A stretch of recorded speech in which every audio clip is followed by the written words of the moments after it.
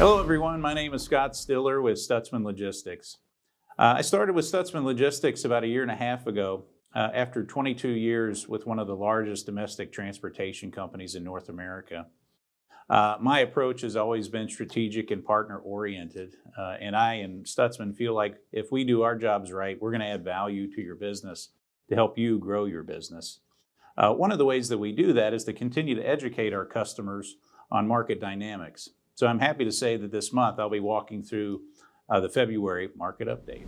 So the first thing that I like to walk through and look at on a monthly basis is that dry van load to truck ratio. This is a nice index that puts together each month that really shows supply versus demand and gives you an idea of what is happening in terms of supply and demand in the marketplace.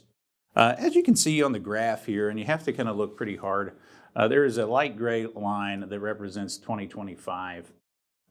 You'll see and notice a spike, a significant spike early in the year that occurred. So the question becomes, what happened? Well, part of that is the seasonal spike that we always experience with retail peak. But then you add in the weather events that we had in the first 2 weeks of the month. And it caused a significant disruption in terms of supply and demand in the marketplace, as represented by a spike that we really had not seen that much of a spike for 4 years. We have to go back to week 9 of 2021 to see something as significant as we felt early in January.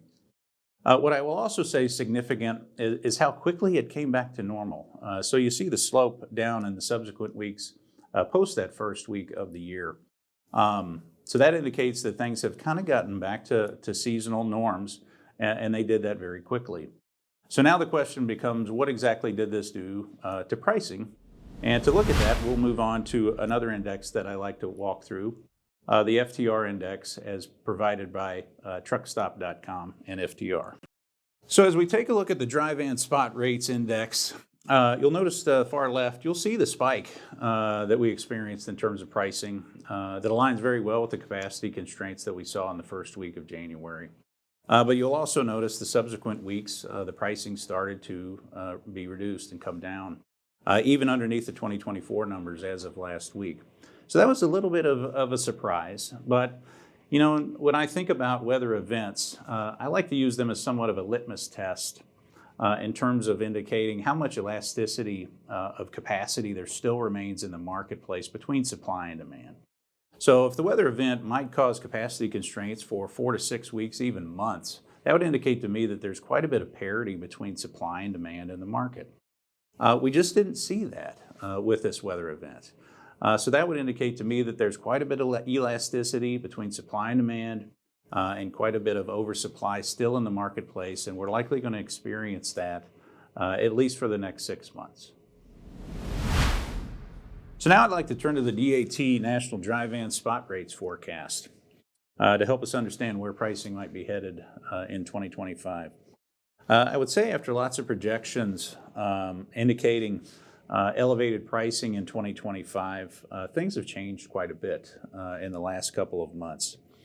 Forecasts are now showing possibly flat to down slightly through the July timeframe in 2025 before rates begin to climb thereafter. And if you look at the far right of the index, you can see a green line, a blue line, and a red line. The green line indicates a possible increase of pricing by 20%. The red line indicates a reduction in pricing up to 20%, and the blue line represents about a zero or flat increase in terms of pricing over the course of 2025. So what exactly does this tell us? Well, it tells me that I think we just don't know, and we don't understand what might happen 12 months from now. There's been a decent amount of uncertainty kind of thrown into the marketplace over the last 3 months, including tariffs that cause uncertainty, and then the reduction in interest rates over the course of 2025 is likely going to be at a much slower pace than anticipated even 3 months ago. So both of these have caused a level of uncertainty and fear in the market on the shipper's behalf, so they're going to be less likely to invest and expand their business. So 2025 is shaping up to be much different than what we saw just 3 months ago and anticipated. So where's it going to end up? We just don't know. But we'll continue to provide these market updates each month to keep you updated on where pricing and capacity might be headed in the future to help you plan for those events. So I hope that you found this month's market update insightful. Please feel free to reach out to myself or your dedicated account manager to talk through these topics further. I'd like to thank you personally for being a partner of Stutsman Logistics, and also thank you for allowing us to serve for your success.